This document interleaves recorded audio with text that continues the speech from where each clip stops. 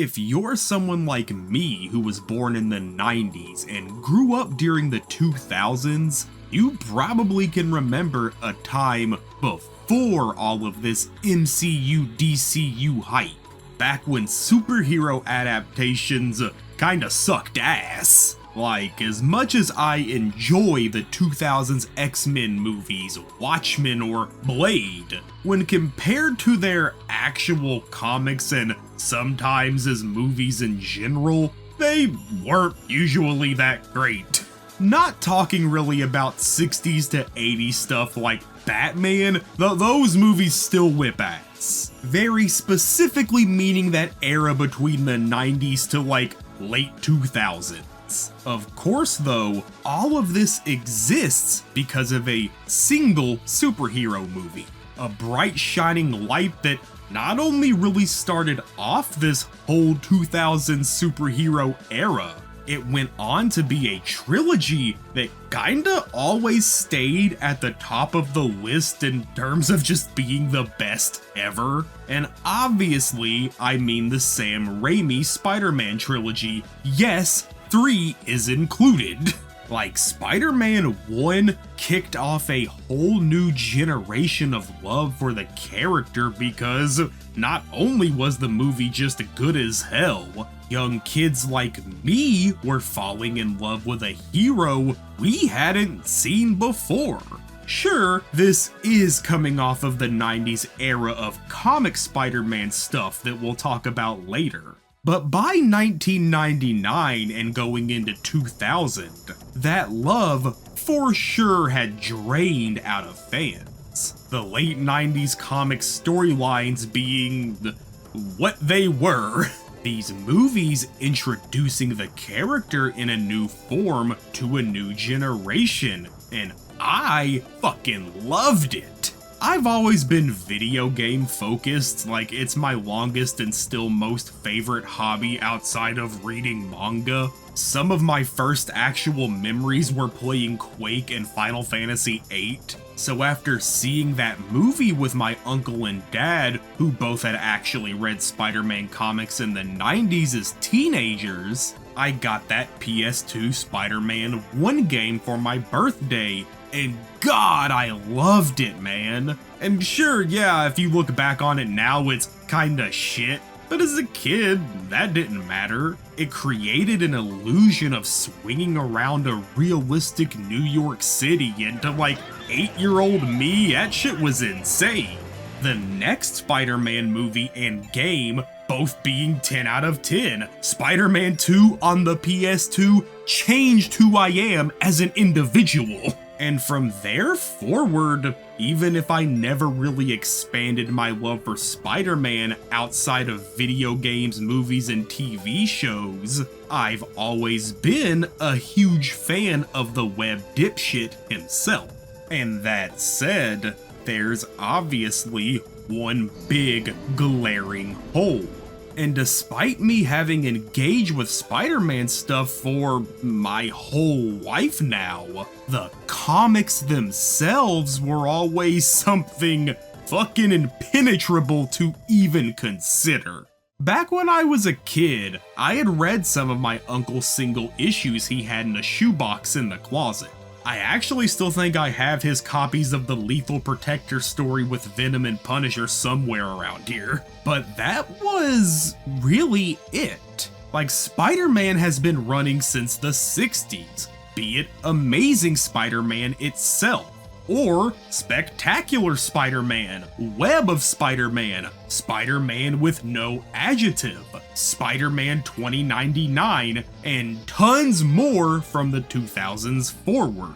So to someone like me with no real comic knowledge, that was an ocean my ass was never planning to dive into. That shit is scary if you're just looking at it from the outside. There is over 1,000 combined issues, like where do you start, where do you end? That breaks your brain. And that was just that until, well, I can't even lie, I watched Spider-Verse 2. Now, the movie itself aside and all that, I've actually got some complaints about Spider-Verse 2, but I don't feel like they're worth bringing up here. This was the first time I had really thought about the idea of the whole Marvel 2099 line, and it was something that really interested me. 90s Marvel rode the waves from both the top of the world to the bottom of the sea, and to try and keep the same hype of early 90s issues that were selling thousands of copies, they threw whatever would stick at the wall to try and boost sales. And the 2099 line was created to jump far forward in the future, telling storylines that could be unrestrained from prior comic events. Spider-Man 2099 being that line's first comic and starting a whole new story of a whole new Spider-Man in seemingly a whole new timeline. Until, of course, as most things with Marvel from the 90s, it crashed out along with the entire 2099 line. The whole series of comics ending and most of them never to be mentioned again. Marvel now fighting off bankruptcy for like the 8th time at this point? Now, as a concept, I think 2099 is a smart idea. Like, the future aspect of it aside, there's nothing wrong with wanting to try and make a whole new world where the baggage of 40 to 60 years worth of comics won't hold you down. But between the addition of other 2099 series that kinda sucked, and the storylines falling apart due to editorial issues, this universe was kind of just a failure. The main story back in Amazing Spider-Man being in the middle of the super disliked Clone Saga, and things kind of just looking really bad for both Marvel and Spider-Man himself. The next big attempt at a universe reset, Heroes Reborn, also ending after just a year. All titles from that universe cancelled, and people now in 2025 saying that all of these events combined are what caused them to drop reading comics altogether for a few years. And this was all something that I, back in 2022, really had no clue was ever even a thing that occurred until seeing Spider-Verse 2 and looking up Miguel O'Hara. And while I was reading about 2099, Heroes Reborn, and the near collapse of Marvel, the next thing that came across my desk is both how the franchise of Spider-Man and Marvel itself, to an extent, was saved by what would come down the road from this failure of 2099, of Heroes Reborn, and the unpopular storylines from like 95 forward. Something similar in concept to those lines, where it would take place in a whole new universe and be disconnected from any current lore, but still keeping a strong grasp on what made those comics popular to begin with. And when Marvel was at their lowest in the year 2000, a new series created by author-artist duo Brian Michael Bendis and Mark Bagley with the name Ultimate Spider-Man was released. A reboot of the Web-Slinger storyline from Chapter 1, retelling and remixing the story of Peter Parker in an entirely new universe for an entirely new generation.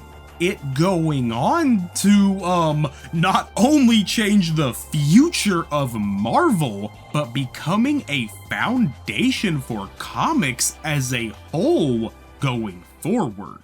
Ultimate Spider-Man almost instantly being a smash hit, and going on to live in a pretty beloved status by both old and new fans. It being the first Western comic I actually read, and it changing my entire life.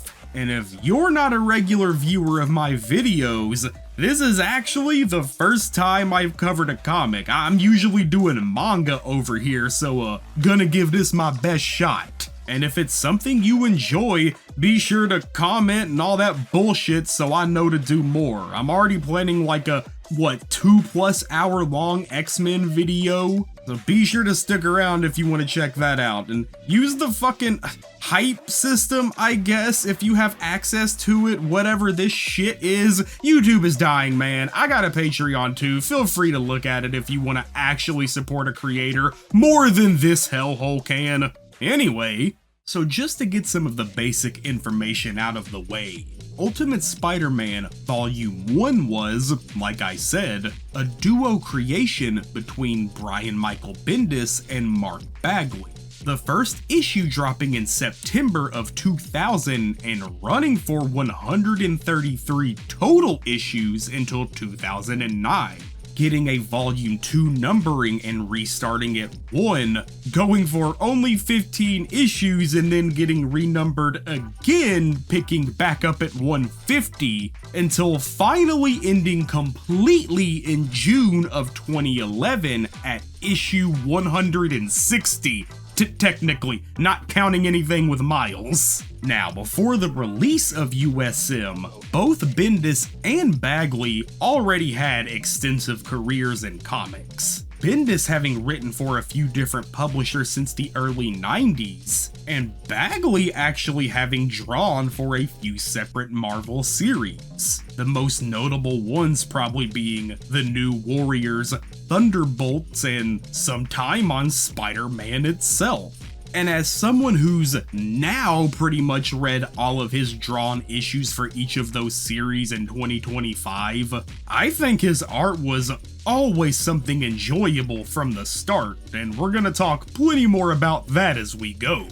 Now for Bendis, before we talk about all the great things he does in USM, he's kinda become a name in comics that is super divisive in 2025. And yeah, for good reason. Ultimate Spider-Man, as we're gonna talk about, was successful. Like very successful. Marvel knew that Bendis' name at this point in time was something to promote. So they fucking gave him the keys to the kingdom. Him not only writing Ultimate Spider-Man for the next 11 years, but also working on Daredevil, Alias, The Avengers, The New Avengers, The X-Men, and even being the main writer of more than a few major Marvel events. House of M, Secret Invasion, The Age of Ultron. Shit, he worked on Secret Warriors and the 2015 Secret Wars with Jonathan Hickman that would set the stage for tons of current Marvel comic stories. And all of it ties back to this first Ultimate Universe comic. Like, it's safe to say that regardless of what we might think about his years worth of writing across the entire Marvel timeline, it's obvious Marvel themselves were just hoping they could strike gold again like they had done here with USM. And as someone who, at the time in 2022, had not only ever really read many Spider-Man comics, but legit no Marvel, no DC, or any kind of Western comics at all, I really do get Marvel's obsession with Bendis because, in my opinion at least, Ultimate Spider-Man might be one of the best first-timer comics ever. And it's explicitly because Bendis was the one writing it. And that's mainly what I want to talk about here today. How Ultimate Spider-Man is a fantastic way to begin your dive into Marvel itself. So I'm not going to dig into like the whole plot of the comic from start to ending or true ending, but more so how Ultimate Spider-Man still stands the test of time to not only being an amazing story in its own right, but also how it can be a gateway into both Marvel and comics in general, like it was for me fucking look at this big ass collection here. I wonder why I'm broke now. Hashtag hit the Patreon. And with all that said and finally getting in there, let's talk about the first few issues of USM and how Bendis and Bagley would begin their reimagining of the life and times of arguably the world's biggest dummy, Peter Parker.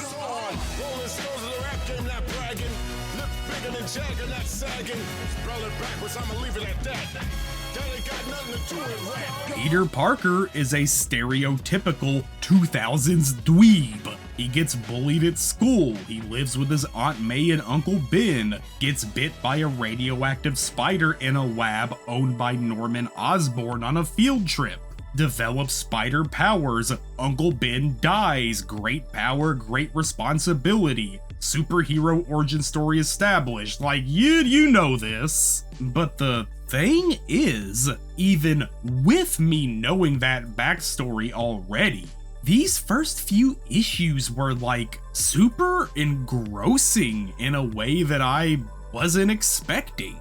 I knew what was coming. I knew Ben was gonna get popped and Peter would Spider-Man up. But it's a fairly slow build-up. It's a few issues in before Peter even makes a prototype costume, let alone his actual suit. And those issues instead spend their time with Peter in school, with Aunt May, Uncle Ben, and MJ, seeing how Peter's life begins to change bit by bit with the new powers, how he can stand up to bullies, whip shit at sports, and even win amateur league wrestling matches. How him and MJ meet as awkward, goofy-ass teenagers that might have feelings for each other, with the Spider-Man transformation being a pretty obvious metaphor for Peter going through puberty. And as both a start to not only this comic, but a whole new Marvel universe in general, I think it's like near perfect. At this point in late 2000 and into early 2001, Ultimate Spider-Man was the only series in the newly formed Ultimate line, meaning that no other stories existed outside of the ones involving Spider-Man at first. So there's a nice sense of like unrestrained freedom in that. You never have to worry about someone referencing an event or a story you don't know about because, at least until this point, you would have read about it here in USM. And that makes it feel super crazy and bombastic when a classic Marvel character appears, because not only is it likely their first appearance in this universe, it gave Bendis and Bagley the freedom to do whatever they wanted with those characters, for better or worse at times, sure. But it was something that really helped me, coming from reading manga where the idea of them connecting between separate series, artists, and authors is mostly never a thing. Stay reading chapter after chapter because it was like a massive Marvel story, but fully self-contained in a way. It was like I got to read some of those famous Spider-Man stories without having to know about what happened in some crossover issues with Iron Man or fucking Power Pack or some shit, which was subtly attaching me to those other Marvel characters, wanting to see how they were portrayed here in the Ultimate Verse and to know what they were like in their actual stories. Something I did notice on my read through was that the dialogue has a certain style it's written in that I just call Bendisms now, and once I picked up on it, I could never unsee it. And it's because he writes tons of his scenes with this specific back and forth style of speaking. Like, it's very much a statement, question, statement, statement, question, statement, back forth, one word type dialogue thing. And I feel like it's supposed to be youthful, snappy, and quippy in a way that's gone in 2025. And I don't really mind it but you can't not notice it once it's pointed out. And he does it in literally all of his comics. Random side note, but I was fucking shocked when I read Alias by him and it was the origin of this spread. If you know, you know. And speaking of that youthful 2000s dialogue, something I love is that this is a story being written and taking place during the early 2000s, and goddamn it feels Gen X in every way possible. The slang, the outfits, the pop culture references. I still crack up at this page of Kenny wearing a fucking NoFX shirt. This kid does not know who NoFX was. I refuse to believe that.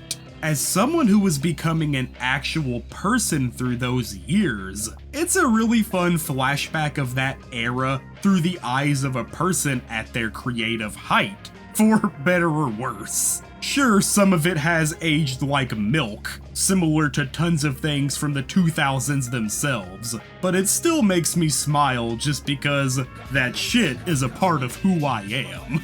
Of course, this really solid intro written by Bendis was taken to new heights when it was combined with Mark Bagley's artwork. Like I had said a bit ago, my intro to Bagley was through New Warriors, and while I think the art here is great, it for sure just is a product of its time.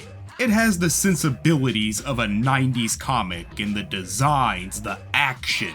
From top to bottom, the New Warriors was standard fare comic book back in the day. And again, this is not a bad thing. I fucking love the New Warriors. But after Eric Larson would leave the Amazing Spider-Man comic itself, Bagley was chosen to replace him as the artist, with David Michelinie being the writer, them actually being the team who created Carnage, and Bagley drawing some of the most famous stories from the mid-90s. And even though I wouldn't read these issues until after Ult Spider-Man between 2023 and now, looking back, Bagley was already starting to hit some huge artistic peaks around here, and even into Thunderbolts. I know 90s comic art gets shit on by so many people for, well, being what it was, over the top and in your face, valuing coolness and shock value much more than solid storytelling. But I mean, sometimes I'm able to just turn my brain off and think the shit looks cool enough to justify some bad stories, so I guess it worked on me. But now, it was the year 2000, the new millennium. And over the course of the 90s, it was really plain to see a transition in the way comic art was being created, both in general designs and in the layout of panels, the structure of the books themselves. Things like the Onslaught era of X-Men chapters or the Heroes Reborn big full spread art shots was becoming the layout of where comics were going. And here in Ultimate Spider-Man, it feels to me like Bagley was able to create a perfect mix of the traditional style of comics, the cut-to-cut panels with a basic flow, and this new style that had been growing over the last few years. Art-focused shots where explanatory dialogue boxes were reduced down to focus more on minute-to-minute movements. It wasn't uncommon in tons of older comics for a character to just say how they were attacking, how that attack got blocked, and how the counterattack was now hurting them, all in a single speech bubble. Which I do not mind at all personally. I've gone back and read so many 50s to 60s to 70s comics that I can accept that. Literally just finished reading all of Fourth World by Jack Kirby. That shit is the definition of a classic comic book, and I loved every second of it. But here in USM, each fight that Peter ends up in feels fluid, hectic, but easy to follow. Bendis doesn't need to have Peter explain himself because Bagley can clearly draw each action and reaction with no problem. And to someone like me that was used to reading manga exclusively, this was something that blew the shit out of my mind.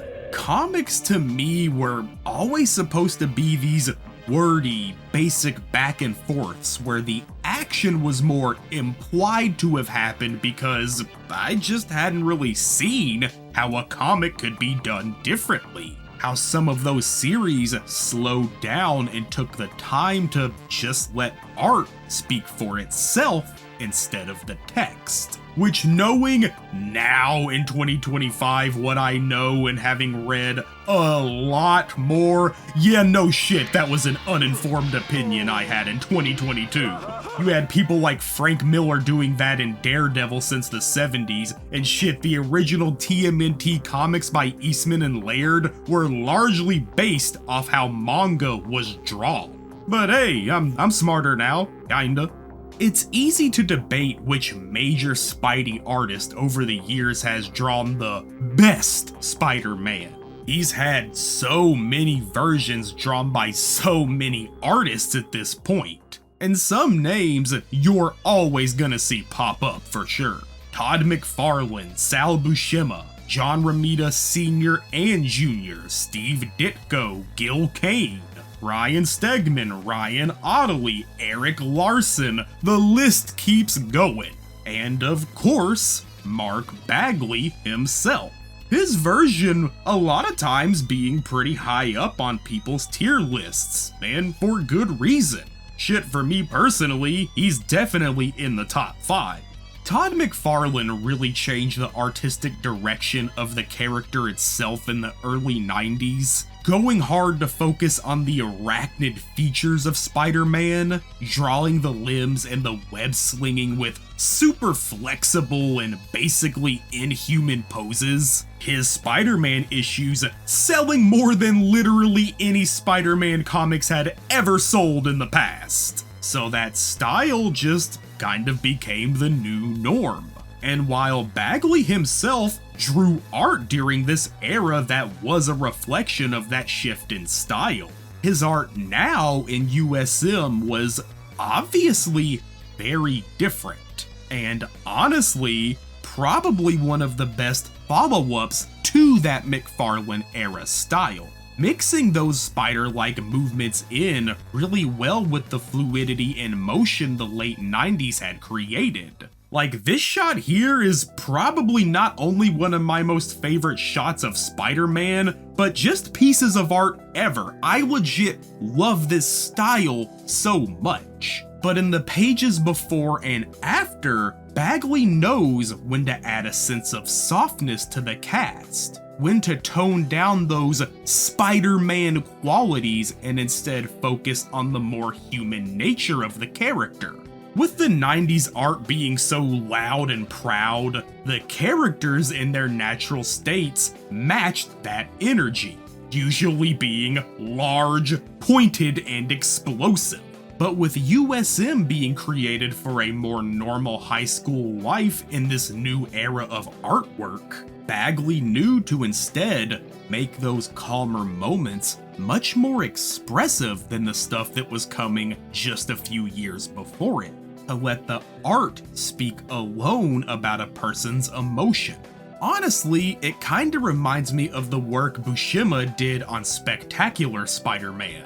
Like, this page here of Spider-Man looking at Goblin's suit with no words lives in my head at all times. And Ultimate Spider-Man felt like the closest follow-up yet to that style.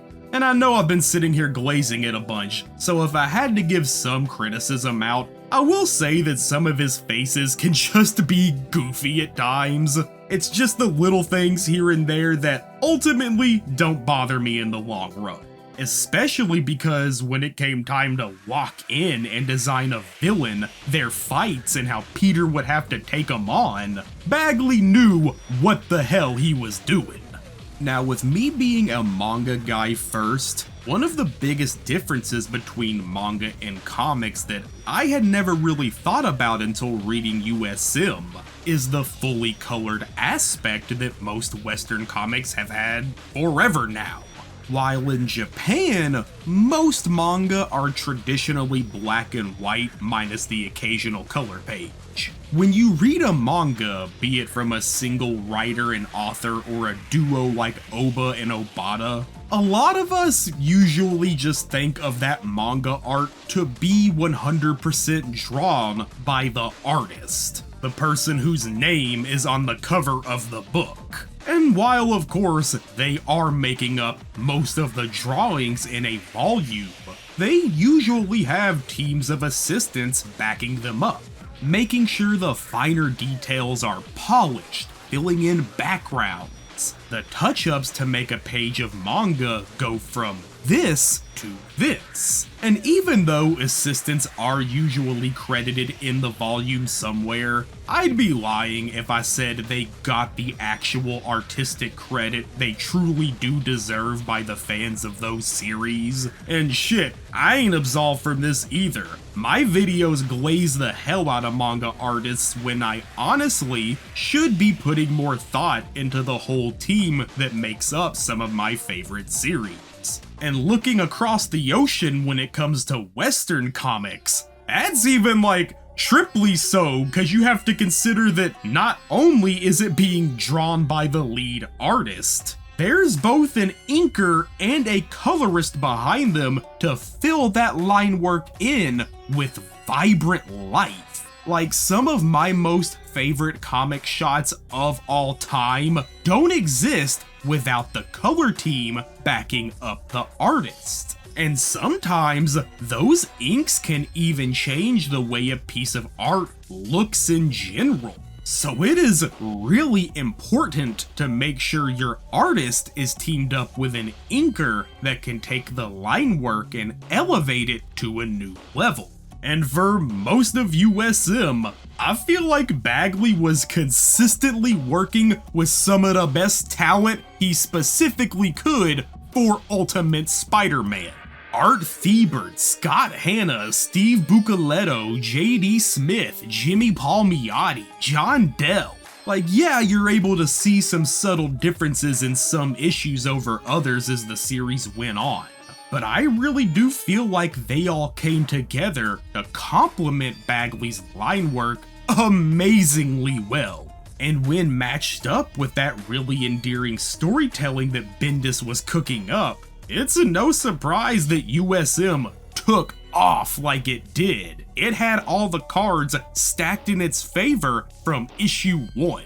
The duo never really taking their foot off the gas. And now, after I've spent all this time on my knees for Bagley's art, I want to actually take a look at, well, USM as a whole and the Ultimate Universe a little bit. And while there is gonna be some spoilers throughout, it won't be anything that isn't like super well known across the literal world. And I just want to give my takes on a comic that I really love. And with all of this said, the story, as you'd imagine, really gets moving when Uncle Ben gets shot due to what Peter believes is his own incompetence. He had the chance to stop the criminal, didn't, Ben's dead, he feels bad and has to make it right, putting on the suit and truly now seeing where a Spider-Man for the new generation would go, and the wild new interpretations of villains he would meet along the way. After the death of Uncle Ben and Peter embracing the hero mantle of Spider-Man, he would, as you'd expect, go on to fight tons of the big-name dipshits from his rogues gallery, all while trying to maintain his secret identity, building his relationship with MJ and poorly balancing his social life with his spider life. And despite it being a very teenage story, I think it's just genuinely fun from chapter to chapter. Like I had said, the Ultimate Universe is a brand new thing. So when we meet Norman Osborn, immediately we know we're gonna see him turn into the Green Goblin. When we hear about someone named Fisk, we know Kingpin is coming. meeting Dr. Connors, Otto Octavius, the other sinister dipshits themselves. We get to see their first interactions in a whole new story, them being rolled out one after another, and usually keeping to some of the greatest hitters across the Spider-Man timeline. Very all killer, no filler, which could be used to actually sound like a bad thing, but I do mean it in a good way. I plan to talk way more about this concept in my X-Men video down the line, but after reading the Claremont era of X-Men from the 70s to 90s, yeah, I enjoyed all of the big events and legendary story moments that set the stage for future comics. But in between all of that, the best moments for me, hands down, were the slower, more character-focused chapters. Times when you just get to see Nightcrawler and Colossus fight some drunks in the town bar, or watching Cyclops off on one of his many "I'm leaving the team" escapades and banging Madeline Pryor. Like, all of this gave me an appreciation I didn't have for the moments in between the big important fights and plot-shaking events. And despite me making the all killer no filler comment, that filler, as you'd call it, is totally still there. It's just in the same chapters too, usually, as a big explosive fight. Bendis and Bagley ebbing and flowing between school life and hero fights with total ease. Now, as to how the Spider-Man mythos itself is being reinterpreted by Bendis, his version of classic Marvel characters and how they play their roles in the Ultimaverse, I kind of honestly do think it's a pretty mixed bag, especially looking back at it now, having read tons more comics since my first read of USM. I've actually been reading Daredevil over the last few months. I'm in the Ann Nocenti era from the late 80s to 90s. And one of the things that makes a good Daredevil story, at least to me, is when it chooses to go really hard on street level events. Enemies like the Kingpin, the Hand, Bullseye. They fit Daredevil much more than taking on someone like Silver Surfer. And even though we do know that Spider-Man has been involved with some of the biggest, most over-the-top Marvel events in the main timeline, here in USM, Bendis very smartly starts off on that same street level, writing some of, honestly, his most successful storytelling. Sure, Osborn Green Goblin is a legit tank in this adaptation that does kick things off.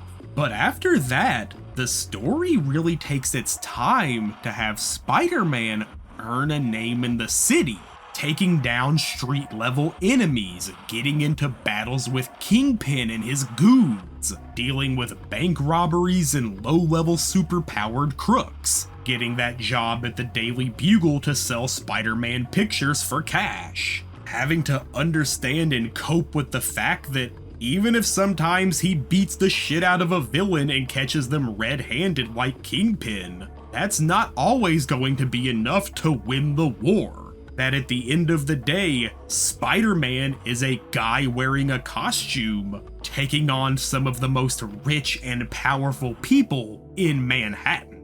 And actually seeing both the rise and maturing of Spider-Man makes it feel very earned and engaging.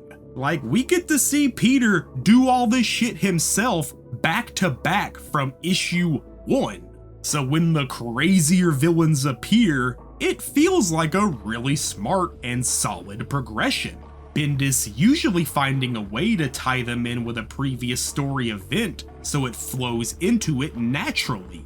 I think it's both a fine and good thing when superhero comics get stupid. Like, there's stories that are about powered up people in costumes doing good across the world while fighting evil. So I'm always down for whatever wild twists you can throw at me. But for that first time comic mindset I had in 2022, Ultimate Spider-Man actually keeps itself fairly grounded for a large part of the story. the arcs themselves ramping up over time so that when a massive and high-key comic storyline happens like Ultimate 6, it felt properly epic. It felt earned. And it didn't feel like it was created just to sell some issues with a new wild plot twist or to have a promo shot with the White House destroyed and Spider-Man standing in the rubble with Green Goblin or some shit. And this is all gonna sound like I'm just rambling, so just stick with me. But now in 2025, I've read plenty of other Spider-Man stories. And things like Spider-Verse in the actual comic itself just don't feel enjoyable to me.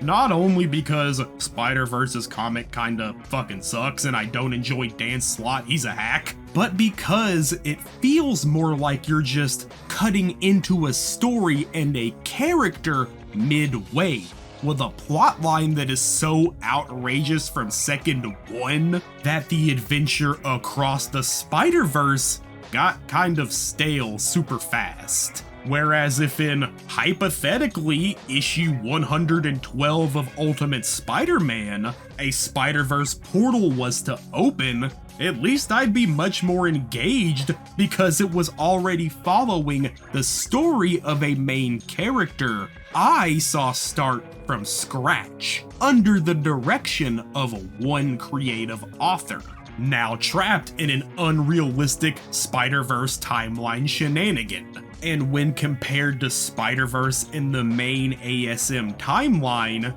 it's Peter Parker with dozens of years worth of character development and writer changes. Bro's already been brand new dayed by that point. So the character may as well just be some random ass Peter meeting tons of random others writing wise. Now that rambling aside, and it sounding like I'm just overtly praising Bendis' writing ability here, not every story or character in USM is created equal when compared to their original personas. And now I'm actually just gonna run down a random list of thoughts I have, so lock in.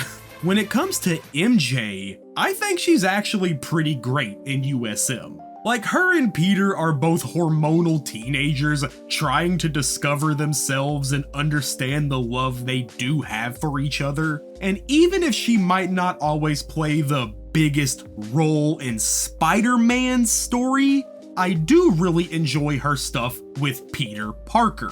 I mean, shit, when you compare her to some of the versions of mainline MJ that has been getting treated like dirt forever, at least she does feel like a character that grows along with the story here. Ultimate Gwen Stacy rules too.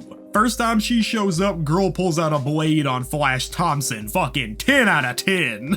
And as someone who is a sucker for a damaged punk girl, her moving in with Peter because her dad dies and kinda being like a sister to him is super great. The two and MJ becoming a weird friend group of wounded kids with scars already on their past. And going back to what I said earlier, I really do think Bendis was able to make the actual teenage aspect of this story very strong.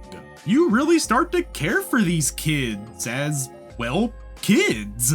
You see Gwen have to deal with her mom that doesn't give a fuck, with her overbearing dad, with MJ's shit-ass family. Like, you actually do really want to see the best for this trio. So when Gwen gets drained and killed by Carnage, that fucking actually hurt, man. I knew she'd likely die because of comic lore. Her death is one of the most famous deaths in comics. But damn, I wasn't expecting it like this. And I think what happens with her is actually a fun twist on that super famous death. MJ getting kidnapped and dropped by the Goblin, faking you out to think that she's going to have the same death Gwen did in the main universe, but instead living where Gwen totally gets fucking wrecked later. As for Carnage, and more so Venom, I actually don't really enjoy the USM remix of that story. I think the stuff with Eddie Brock's and Peter's parents being involved on the Venom project itself is a great setup for the hatred they would have for each other. but the Venom symbiote being a lab creation instead of a space alien is way less cool to me. I love the original Black Suit Saga and how Spider-Man actually just found it on Battleworld in a random lab during Secret War 1. I love the creation of both Venom and Carnage. I love the multiple three-way battles they have. Fucking Mind Bomb and Maximum Carnage. I know they get made fun of, but I legit love all the 90s Planet of the Symbiote Venom shit. The losers like Scream and Phage. And down the road a bit, you got Rick Remender Agent Venom, which I fucking love, and Donny Cates Venom, which is a top tier comic. So when looking back now at USM, I do feel like Ultimate Venom, from inception to its involvement in the story, is overall a letdown. And while I'm talking about letdowns, shout out Ultimate Craven, gotta be one of the biggest losers there is. I was actually reading his Ultimate Spider-Man chapters when Sony announced that shit-ass Craven movie, and I was like, really? This guy needs a movie? This dude fucking sucks. Bro went from last hunt to loser cunt. On the flip side, a character I really do enjoy in USM is this version of Felicia Hardy, aka Black Cat. Her being flirty and feisty with the teenage Peter Parker for tons of chapters. It's one of those things where you're almost like, hey, if she wins over MJ, I ain't gonna complain. Until that one time she took his mask off to actually kiss him and saw that he was a literal kid throwing up all over him and running away. If that ain't some real shit, I don't know what is. That rules. And speaking of romantic rivals, the Ultimate X-Men themselves had begun their series in the universe around the end of 2001. Members of the team actually making more than a few appearances in USM over time. Peter meeting Kitty Pryde and having a really fun fling that had me rooting for her more than I did MJ. Yeah, she's a little unhinged at times, but that's kind of my thing, so you know what it is. The Ultimate X-Men themselves, I'm not the biggest fan of personally. I think their comic was kind of flat and a lot of the redesigns were not great, especially when compared to New X-Men by Grant Morrison that was running at the same time. And even if they would only show up here in USM occasionally, they would go on to play a major role in the Ultimate Universe, as we're gonna talk about later. When it comes to the actual story arcs, both the fully original ones and stuff that's taking elements of older Spider-Man comics, some are pretty fantastic, and some are just fine. I already praised the fuck out of Kingpin and the street level stuff earlier, but real talk, you cannot pay me to care about the Deadpool Island survival arc, or any story involving Morbius, Iron Fist, or Shang-Chi. I just ain't got it in me, I'm sorry. But that Kingpin storyline, the Green Goblin Norman Osborn Harry Osborn plot, all the personal conflicts between characters that happen consistently alongside them. Like, even if some parts might be slower or less exciting in who Spider-Man is fighting, you're able to stay invested because those individual stories never stop developing. The characters never stop moving forward, and it never really falls into a trap of repeating the same story beats over and over.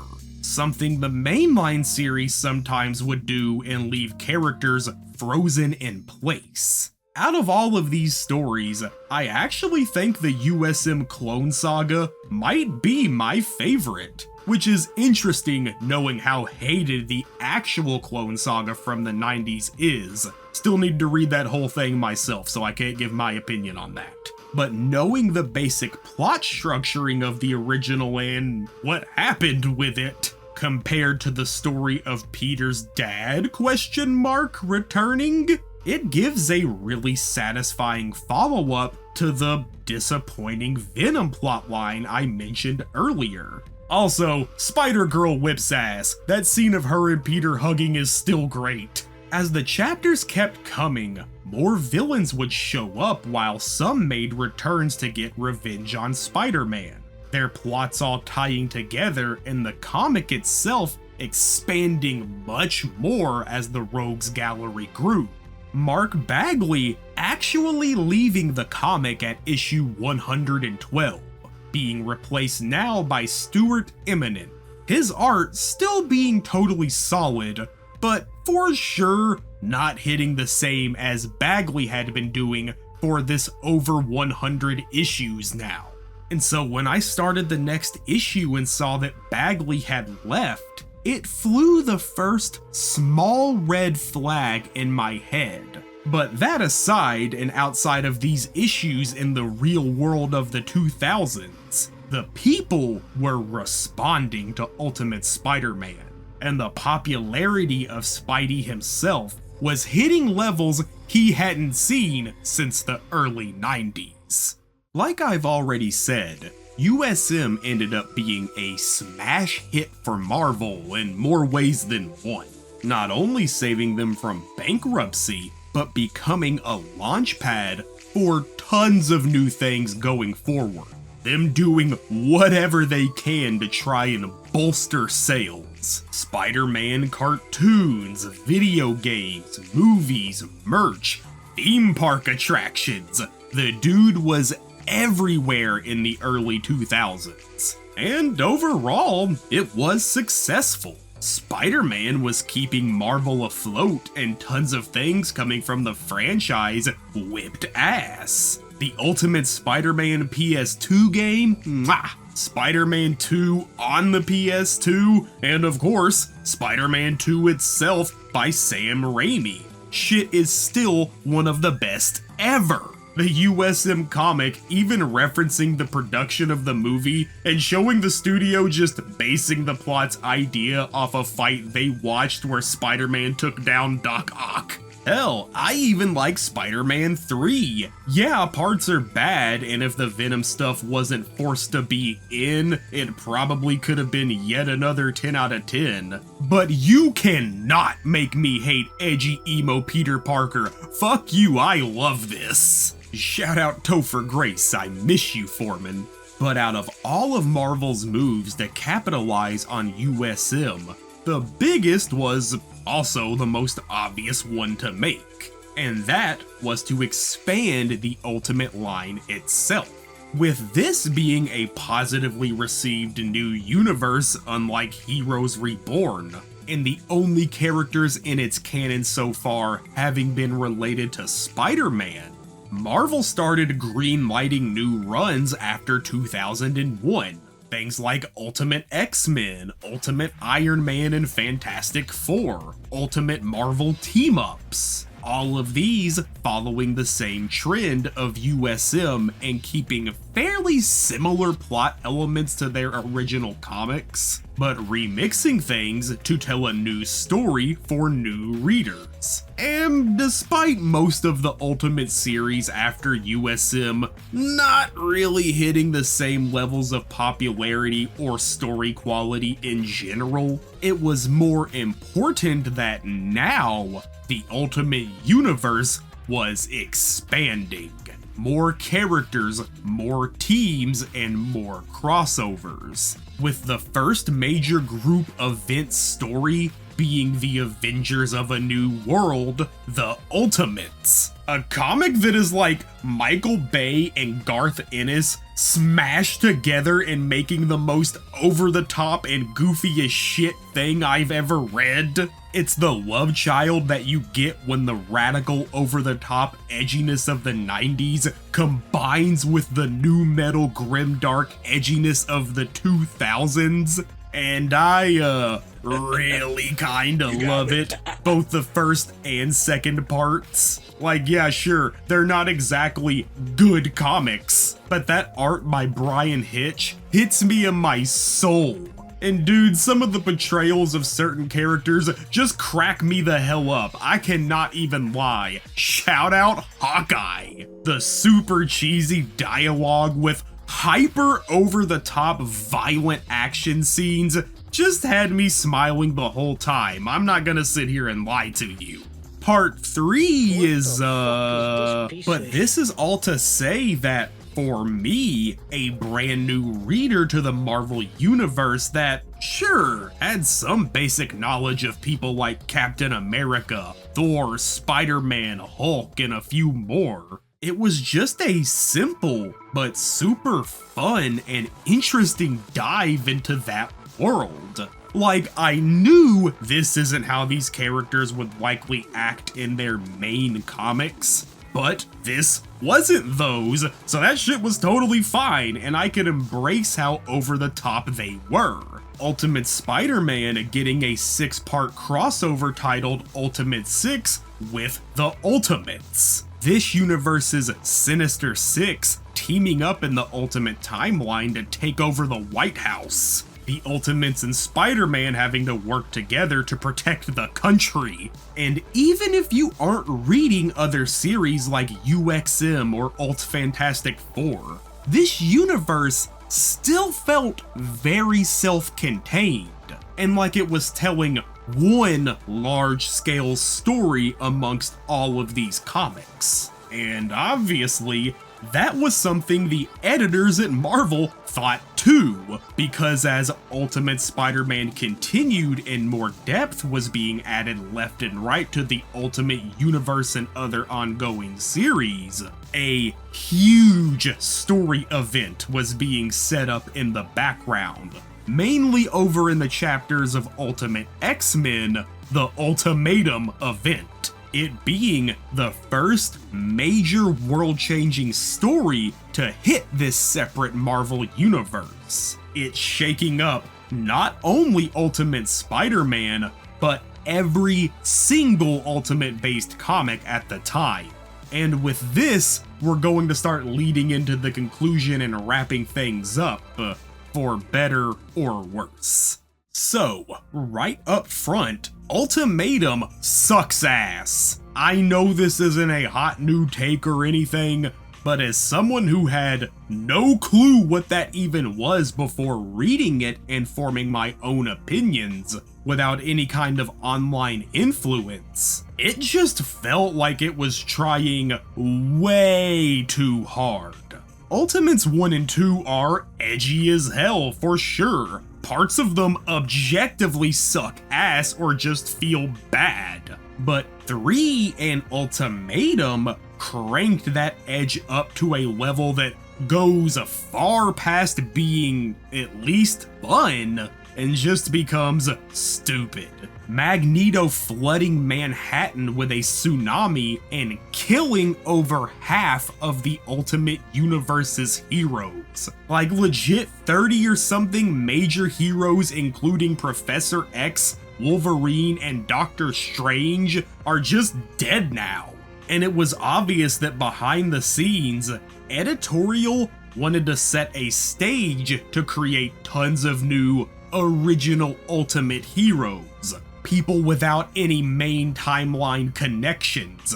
But doing it like this was fucking dumb, bro. Holy shit. Not only does it feel just disrespectful to the characters and reader, it's outright badly written. Like, plot itself aside, the dialogue has somehow regressed from Ultimates 1 and 2.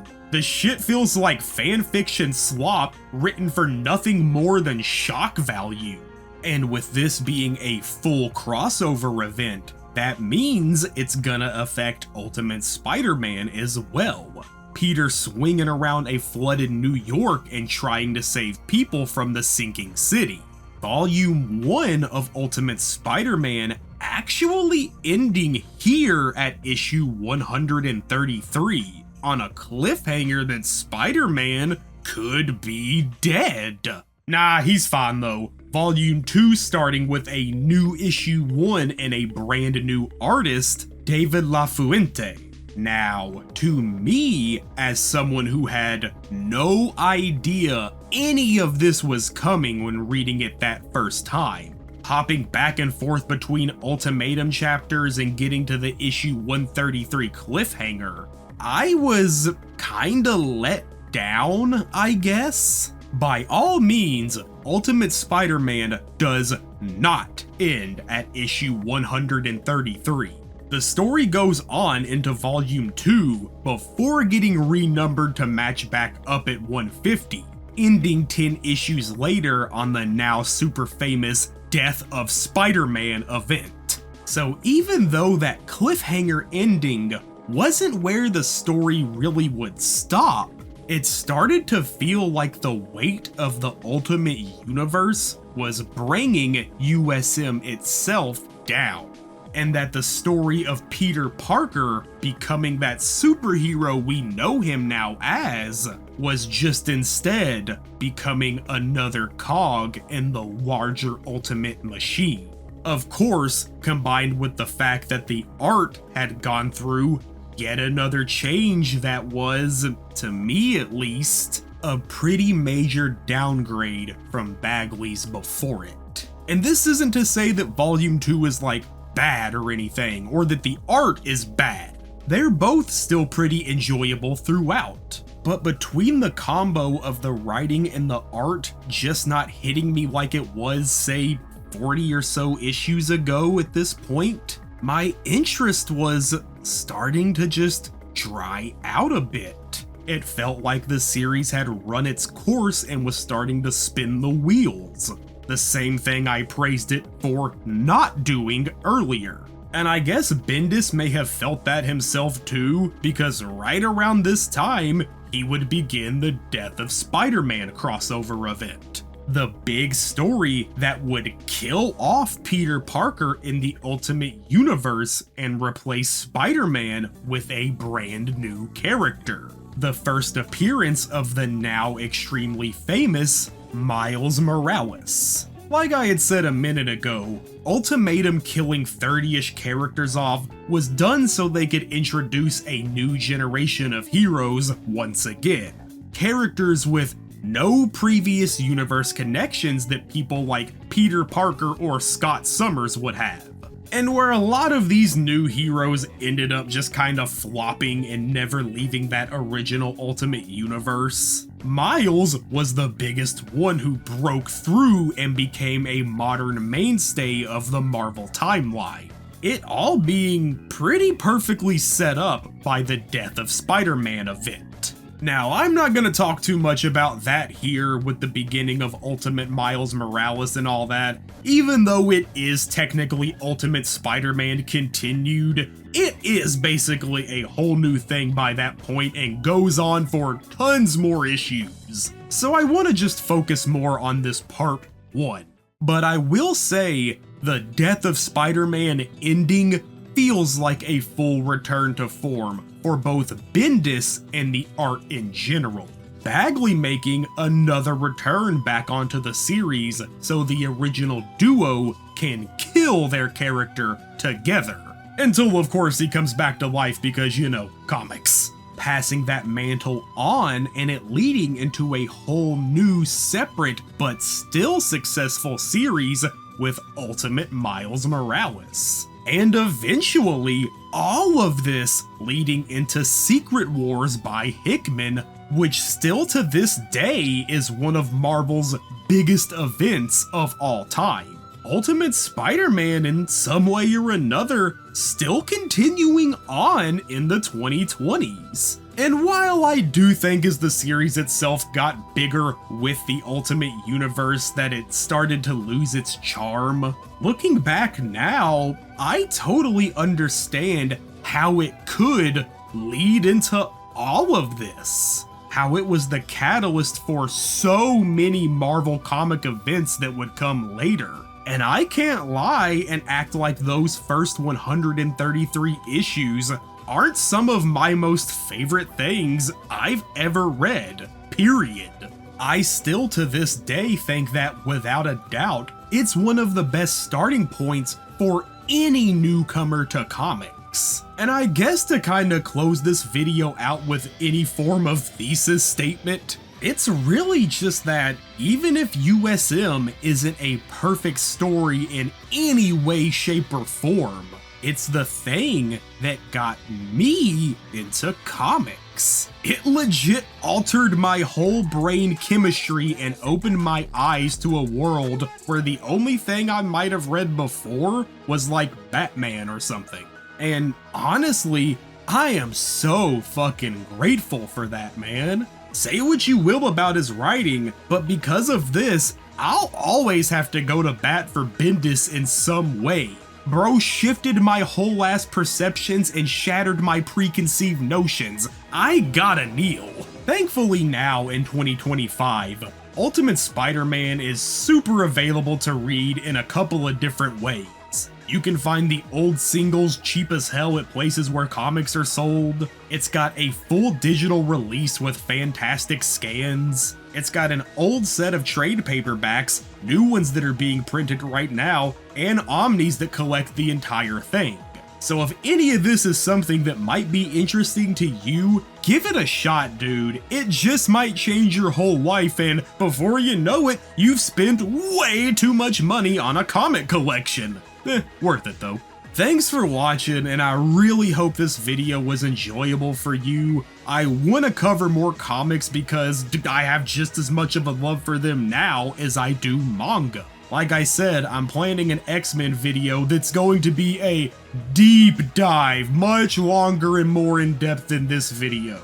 So if that's something you'd want to see, comment below, let me know, give me recommendations, I'm always taking them. Fuck it, I'll do whatever. I'ma drop an Animal Man video and make half my followers fall asleep while I yell about morphogenetic fields. See you next time with whatever's next, who knows, and I'm just vibing over here. Later.